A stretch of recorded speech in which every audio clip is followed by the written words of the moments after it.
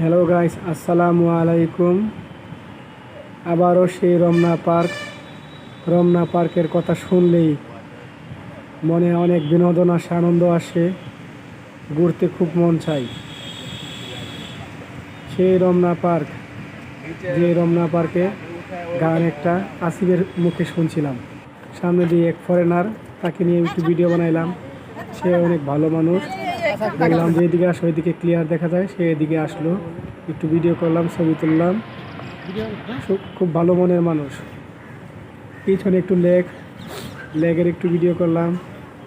পাশে দেখি কিছু মানুষ ক্যামেরা দিয়ে ছবি তুলতেছে, নিজের মোবাইল দিয়ে ছবি তুলতেছে। সবাই সবার ব্যস্ততা। রমনা পার্ক মানে বিনোদন, রমনা পার্ক মানে ছবির আড্ডা। ভিডিও করতে করতে সন্ধ্যা এগুলো, লাস্টে সন্ধ্যার কিছু ভিডিও করলাম।